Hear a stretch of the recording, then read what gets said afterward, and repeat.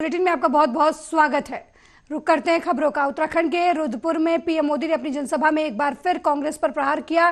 कांग्रेस पर हमला बोलते हुए पीएम मोदी ने कहा कि मोदी मौज करने नहीं, मेहनत करने के लिए पैदा हुआ है।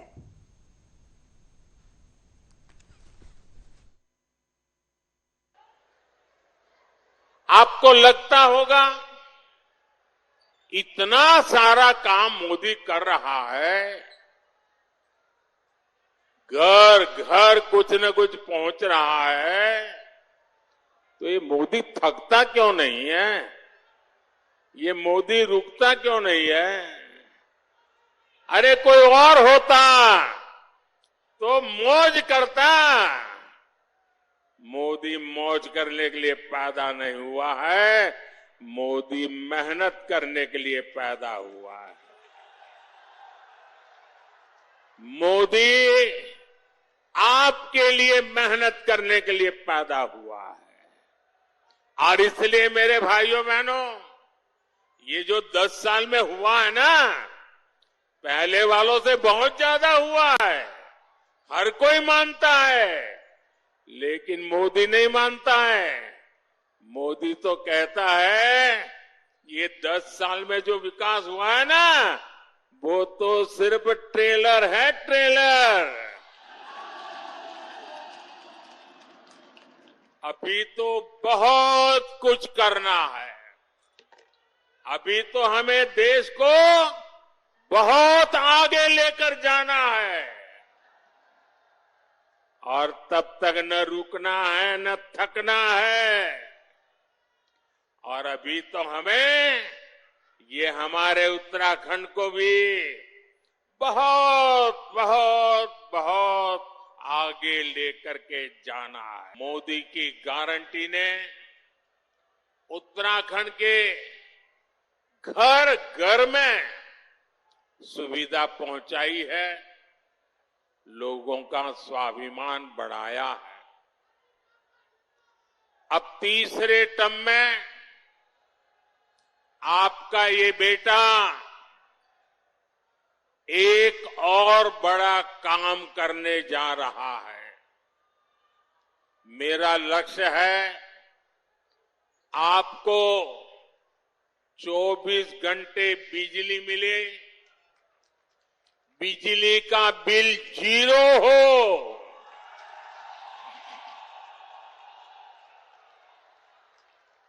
बिजली का बिल 0 हो,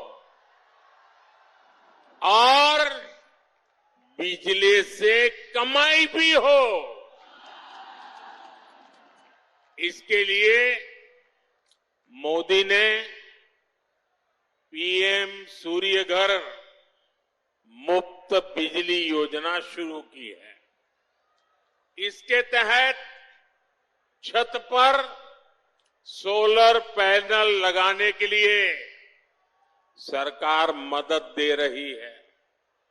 इससे जो एक मध्यम वर्गीय परिवार होता है, जिसके घर में 3-4 पंखे हो, 1-2 एसी हो, वॉशिंग मशीन हो, रेफ्रिजरेटर हो, एक छोटी सी इलेक्ट्रिक व्हीकल के चार्जिंग की बात हो, तो करीब करीब उसको 300 यूनिट बिजली खपती है। ये 300 यूनिट तो मुफ्त मिलेगी, और जरूरत से ज्यादा जो बिजली होगी उसको सरकार खरीदेगी, और आपको उससे कमाई होगी। वहीं सौरभ भारद्वाज ने बीजेपी पर एक बार फिर हमला किया है। बीजेपी पर हमला बोलते हुए उन्होंने कहा कि आपकी बड़ी नेता आतिशी को उनके करीबी द्वारा कहा गया कि बीजेपी में आओगे तो सत्ता पाओगे, नहीं आओगे तो जेल जाओगे। और ये हवा में नहीं, देश भर में खूब उदाहरण है जहां या तो जेल में गए हैं या फिर बीजेपी वॉशिंग मशीन में धुलकर बीजेपी में शामिल हो गए हैं। अब 4 लोग तो इनके अंदर कर दिए गए हैं, लेकिन पार्टी तो फिर भी चल रही है। इनका मकसद 4 और लोगों को अंदर करना है। पार्टी छोड़ दोगे। आज आतिशी ने 10 बजे प्रेस वार्ता करके आप सबको बताया। आप सोचिए, आतिशी जो पार्टी की आज बड़ी नेता हैं, उन तक को अगर उनके किसी बहुत करीबी आदमी के माध्यम से ऑफर दिया गया है कि अगर आम आदमी पार्टी छोड़ दोगे तो बहुत बढ़िया करियर बना लेंगे, और अगर नहीं छोड़ोगे तो जेल जाओगे 1 महीने के अंदर अंदर ही, तो खुल्लम खुल्ला धमकी है। और ऐसा नहीं है कि धमकी हवा में, इस धमकी के मिलते जुलते साक्ष्य आपको भारत की राजनीति में महाराष्ट्र से लेकर असम तक हर जगह दिख रहे हैं कि जिस जिसको भ्रष्टाचारी भारतीय जनता पार्टी ने कहा उसके खिलाफ कैंपेन चलाया, या तो वो भारतीय जनता पार्टी में आ गया, वॉशिंग मशीन में धुल गया, उनका भारतीय जनता पार्टी का उप मुख्यमंत्री, मुख्यमंत्री, मंत्री बन गया, सांसद बन गया, राज्यसभा चला गया, नहीं तो वो जेल चला गया। ये आज भारत में हर जगह दिख रहा है। और अब जो बात आ रही है कहने में वो ये है कि भैया अब 4 लोग तो इनके अंदर कर दिए, मगर आम आदमी पार्टी तो अभी भी किसी ना किसी तरीके से चल रही। वहीं गृह और सहकारिता मंत्री अमित शाह ने राजस्थान के जोधपुर में कांग्रेस पर जमकर निशाना साधा। अमित शाह ने कहा कि 10 साल पहले देश में यूपीए की सरकार थी और देश के भविष्य को सोनिया मनमोहन ने अंधकारमय बना दिया। जनसभा को संबोधित करते हुए बीजेपी नेता ने कहा कि 2014 में देश और राजस्थान की जनता ने मोदी को प्रधानमंत्री बनाया और 10 साल में मोदी ने देश के अंदर हर क्षेत्र में परिवर्तन लाने का काम किया। 10 साल में मोदी जी ने देश के अंदर हर क्षेत्र में परिवर्तन लाने का काम किया है।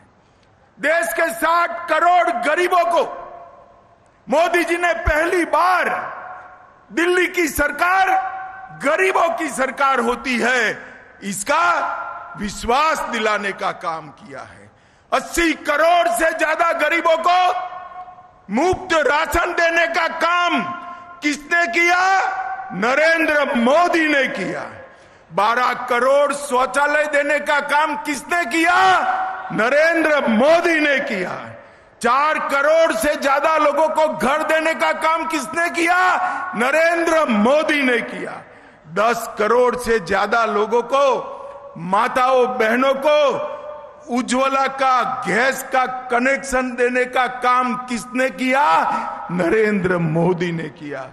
14 करोड़ लोगों को नल से जल देने का काम किसने किया? नरेंद्र मोदी ने किया।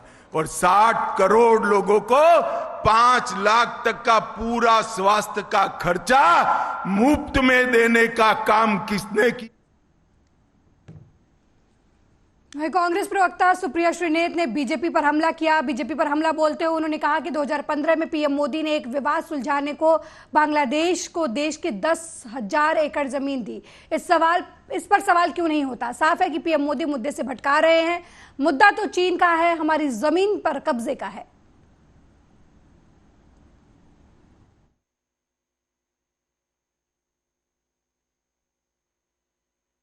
लद्दाख इस देश का बहुत अहम हिस्सा है। लद्दाख के लोग आशंकित हैं, आंदोलित हैं, परेशान हैं। उनका कहना है उनकी जान पर बनाई है। चीन के कब्जे को लेकर हर तरह का तथ्य, हर तरह के साक्ष्य सामने हैं कि कैसे चीन ने 4000 वर्ग किलोमीटर की हमारी जमीन पर कब्जा किया हुआ है। बजाय उसका निवारण करने के नरेंद्र मोदी जी बगले झांक रहे हैं, क्योंकि लद्दाख पे जैसे जैसे कलई खुल रही है, नरेंद्र मोदी जी फिर से एक बार मुद्दों से भटकाने की बात कर रहे हैं। लेकिन जितना आप मुद्दों से भटकाइएगा, आपको वापस मुद्दों पर लाया जाएगा। तो अब एक अहम बात सुनिए। बात 2015 की है। नरेंद्र मोदी जी देश के प्रधानमंत्री थे, उनकी सरकार थी। उन्होंने बांग्लादेश को एक समस्या के, बॉर्डर डिस्प्यूट के निवारण के लिए हिंदुस्तान की 10,000 एकड़ जमीन दी। ठीक ऐसे ही 1974 में इंदिरा जी ने 271 एकड़ जमीन मात्र श्रीलंका को देकर एक समस्या का निवारण किया था। 6 लाख तमिलियन वापस आना सुनिश्चित किया था और उसी के चलते हमारे मछुआरे आज भी वहां पर मछली पकड़ने जा सकते हैं। इंदिरा जी ने 271 एकड़ जमीन दी थी, मोदी जी ने 10,000 एकड़ जमीन दी है और कोहराम मचा रखा है चरण चुंबकों ने उस जमीन पर। असल में तो दिक्कत की बात यह कि मोदी जी झूठ बोल देते हैं और फिर सारी की सारी जिम्मेदारी उनकी टीम पर, उनके मंत्रियों पर और उनके चरण चुंबकों पर आ जाती है। तो आज विदेश मंत्री जयशंकर आए, उन्होंने एक प्रेस कॉन्फ्रेंस करी। वहीं भोपाल के कमलानगर थाना इलाके में ज्यादती करने वाले आरोपी को पुलिस ने गिरफ्तार किया है। आरोपी पर ग्रेजुएशन करने वाली छात्रा के साथ बंधक बनाकर दुष्कर्म करने का आरोप है। थाना प्रभारी निरूपा पांडे ने बताया कि आरोपी उसका पूर्व परिचित है, जो छात्रा को किराए के मकान में लेकर गया, जहां लड़की के साथ बदसलूकी की और उसका वीडियो बनाया। छात्रा के विरोध करने पर आरोपी ने उसका वीडियो पीड़ित छात्रा के पिता को भेज दिया। छात्रा की शिकायत पर पुलिस ने कार्रवाई करते हुए आरोपी राजा को गिरफ्तार कर लिया है। बहुत सारे लोग मांग रहे थे। अच्छा, तो हमने इसलिए नीचे रख कर दिया। सब हो जाएंगे। अच्छा, जी जी। एक पीड़िता थाने पर उपस्थित हुई थी। उसके द्वारा बताया गया कि एक लड़के से वो पूर्व परिचित थी, जिसके द्वारा लड़की पीड़िता के साथ में बलात्कार किया गया, शादी का झांसा देकर, और उसके पश्चात जबरन बोला गया कि चलो चलो शादी करें। उसको धमकी दी गई, मारपीट भी की उसके साथ उसने, आरोपी ने, और उसका रेप करते समय का वीडियो बनाया और उसके पिता को, पीड़िता के पिता को व्हाट्सएप कर दिया। तत्पश्चात पीड़िता हमारे समक्ष उपस्थित हुई। हमारे द्वारा FIR की गई है विभिन्न धाराओं अंतर्गत, और आरोपी को हमारे द्वारा गिरफ्तार करके GR पर प्रस्तुत कर दिया गया है। पहले से भी इन लोगों के पास मतलब इन लोग संबंध थे, पहले से भी जानते थे कई वर्षों से आपस में? हाँ, पूर्व परिचित थे, ये एक ही क्षेत्र के रहने वाले हैं, इस हिसाब से पूर्व परिचित थे। और अभी उसके द्वारा 2 बार घटना कारित की गई है, रेप किया गया है। 376 के अंतर्गत धाराएं और IT एक्ट की धाराएं। एक पीड़िता थाने पर उपस्थित हुई थी। उसके द्वारा बताया गया कि एक लड़के से वो पूर्व परिचित थी।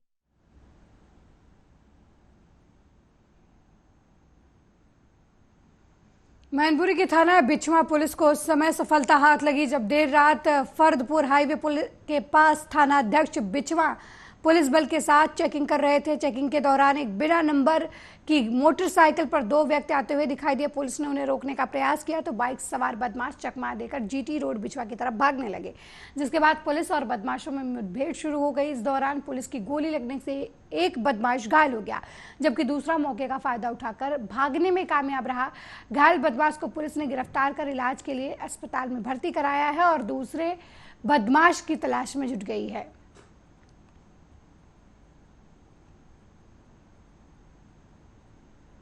घायल हुआ है, क्या कुछ मामला था इसका और कैसे मुठभेड़ हो गई? देखिए, अभी शाम को हमारे थाना अध्यक्ष बिछवा उनीश त्यागी और उनकी थाने की टीम फर्दपुर के पास चेकिंग कर रही थी, वहाँ चेकिंग कर रही थी। इसी दौरान मैनपुरी की तरफ से एक मोटरसाइकिल पर 2 लड़के आते हुए दिखाई दिए। पुलिस ने उनको चेकिंग के नाम पे रोकने का प्रयास किया तो वहाँ से चकमा देकर के भागने लगे। पुलिस पार्टी ने उनका पीछा किया और थाने को सूचना दिया तो थाने से एक सेकंड मोबाइल आई तो ये GT रोड से फकैता गांव की तरफ भागने लगे। और जैसे ही पुलिस पार्टी नज़दीक पहुंची तो ये दोनों लोग गाड़ी से उतर करके पुलिस पार्टी पर फायरिंग करने लगे। पुलिस ने आत्मरक्षार्थ फायरिंग की, जिसमें से एक बदमाश के पैर में गोली लगी है और वो गिर गया और उसको पुलिस ने गिरफ्तार कर लिया। घायल हुआ है, क्या कुछ मामला था इसका और कैसे मुठभेड़ हो गई? देखिए, अभी शाम को हमारे थाना अध्यक्ष बिछवा उनीश त्यागी और उनकी थाने की टीम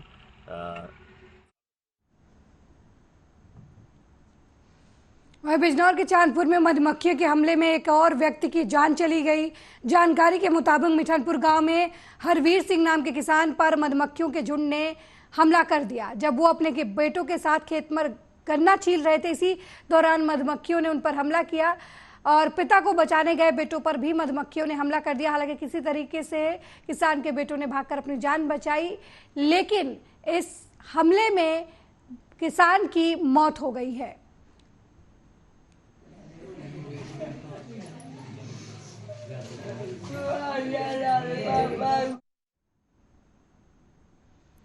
वहीं अलीगढ़ में BSP ने अपना लोकसभा प्रत्याशी बदल दिया है और अब पार्टी ने गुफरान नूर की जगह हितेंद्र उपाध्याय और बंटी को लोकसभा का प्रत्याशी घोषित किया है। हितेंद्र काफी समय तक बीजेपी से जुड़े रहे हैं। ब्राह्मण चेहरा बसपा की तरफ से उतारे जाने की वजह से अलीगढ़ की सियासी रण में अब रोमांच पैदा हो गया है।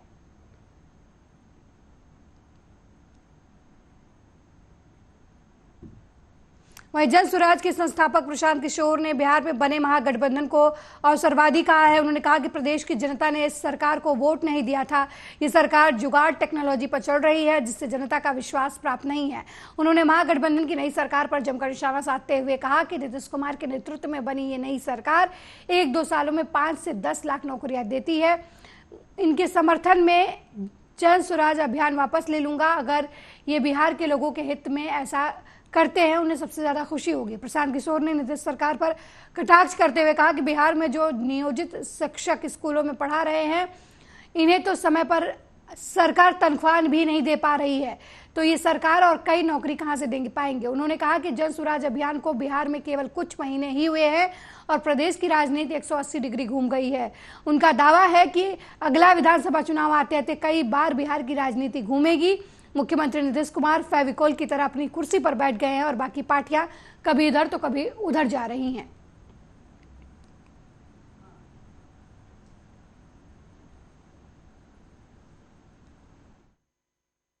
लोगों को 10 लाख लोगों को अगर नौकरी मिल जाए तो अभी हम विड्रॉ करने हम कुछ नहीं करेंगे काम इनका, मान लेते हैं इनको डेटा आज से आपके सामने कह रहे हैं मंच से 10 लाख सरकारी नौकरी अगर दे दें ये महागठबंधन की सरकार अगले 1 साल में 2 साल में, हम अभी विड्रॉ करते हैं उनके समर्थन में। बेवकूफ बनाने का सीधा सीधा कहां से लाइएगा नौकरी 10 लाख? जिसको है उसको तो पैसे नहीं दे पा रहे। जरा नियोजित शिक्षक जो है वित्त विद्यालयों में जो लोग काम कर रहे हैं कुछ 6 महीना तनख्वाह नहीं मिला है और आप कह रहे हैं कि 20 लाख नौकरी दे दीजिएगा। कहां से दे दीजिएगा नौकरी? पब्लिक को बेवकूफ बनाने की बात है।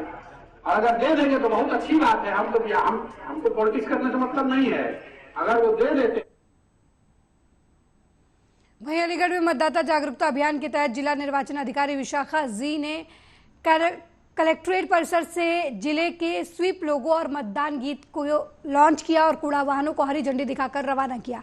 जिलाधिकारी और सीडीओ की पहल पर बने गीत के माध्यम से ये सभी कूड़ा वाहन शहरी और ग्रामीण क्षेत्रों में जाएंगे और ग्रामीण क्षेत्र में अव्यवस्थित मतदाताओं को मतदान के प्रति जागरूक करेंगे। उन्होंने इस अवसर पर मौजूद लोगों को अनिवार्य मतदान की शपथ भी दिलाई।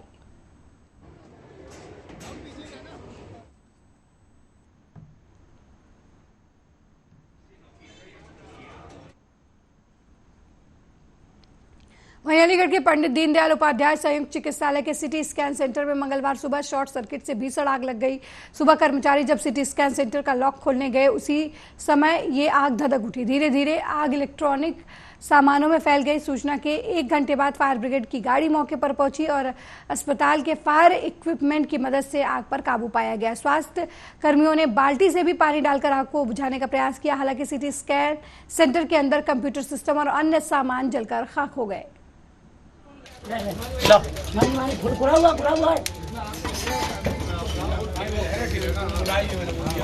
आज सुबह की है कि जब हमारे स्टाफ ये हैं और ये आए हुए थे सुबह, तो देखा इन्होंने कि एसी में से आग ज़्यादा ब्लास्ट हुआ है, तो इन्होंने तुरंत तत्काल उसको बुझाने का प्रयास किया और जितने भी सिलेंडर होते हैं फायर वाले उनको यूज़ किया। 8 बजे ही सुबह हमने फ़ोन किया दमकल विभाग को, तब तक वो नहीं आई, तो पूरे स्टाफ ने पूरे ने पानी वानी से जितना भी हो सका हम लोगों से अंदर से और बाहर की तरफ से आग बुझाई है और फिर हम लोग कामयाब रहे, लेकिन हो गया जो होना।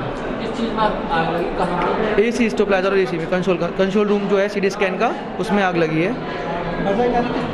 जी वजह ये है कि पता नहीं शॉर्ट सर्किट हुआ, अभी तक वजह कंफर्म नहीं है कि क्या वजह रही है। बस ये ब्लास्ट हुआ था एसी में या स्टेबलाइजर में किसी में ब्लास्ट हुआ। अभी तो हम लोग खुद कंफर्म नहीं हो पा रहे हैं कि आग की वजह क्या है। कौन सा हॉस्पिटल? दीनदयाल उपाध्याय अलीगढ़। आज सुबह की है कि स्टाफ है और ये आए हुए सिटी स्कैन सेंटर पे जब हमारा वार्ड बॉय ने आकर तुरंत उसका ताला खोला और ताला खोलने के बाद उसने अंदर की एमसील ऑन की।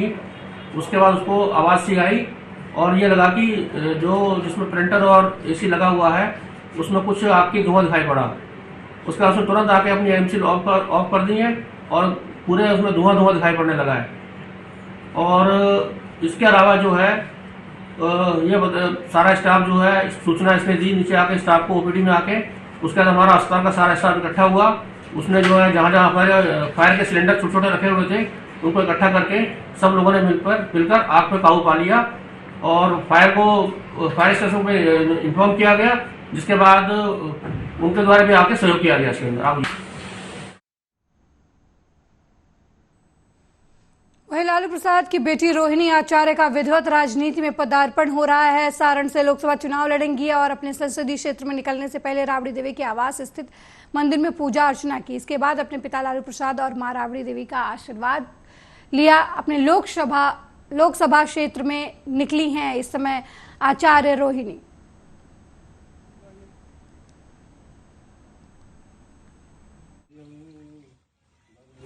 दो दिन से प्रधानमंत्री और भारतीय जनता पार्टी और जयशंकर जी एक मुद्दा बनाने की कोशिश कर रहे हैं, एक आइलैंड का जो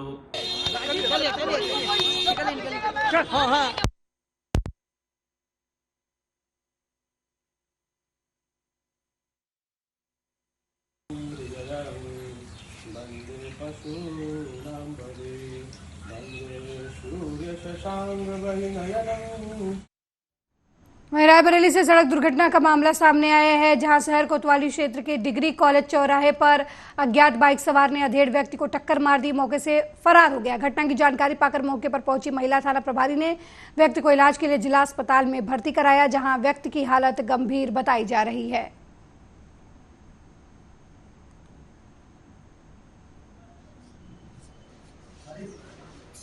हमारे पास एक मनोहर शुक्ला नाम की युवक जिनकी उम्र तकरीबन 59 साल है।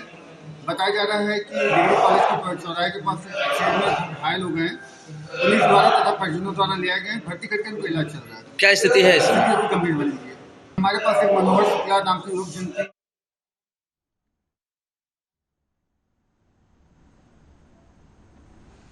वहीं कानपुर देहात में उस समय सनसनी फैल गई जब संदिग्ध परिस्थितियों में घर के अंदर एक बुजुर्ग महिला का शव पड़ा हुआ मिला। घटना से परिजनों में कोहराम मच गया। घटना की जानकारी मिलते ही पुलिस के आला अधिकारी मौके पर पहुंचे और मामले की जांच कर दी। वहीं फॉरेंसिक टीम की मदद से भी साक्ष्य एकत्रित किए गए और फिलहाल पुलिस जो है वो घटना की तेजी से जानकारी इकट्ठा कर रही है और आरोपी के बारे में पूछताछ पुलिस की तरफ से की जा रही है। देखिए, थाना शिवली क्षेत्र अंतर्गत लालपुर गांव में एक महिला नामक गीता देवी पत्नी स्वर्गीय राजकिशोर वो अपने घर में संदिग्ध अवस्था में मृत्यु हालत में पाई गई है। तुरंत सूचना मिलते ही समस्त पुलिस सक्षम अधिकारी एवं फोरेंसिक यूनिट, सर्वेलेंस यूनिट, बाकी अन्य जो भी सक्षम अधिकारी सभी ने मौका मुआयना किया है। फिलहाल शव को पोस्टमार्टम हेतु हॉस्पिटल भेजा गया है। कोई लॉ एंड ऑर्डर समस्या नहीं है।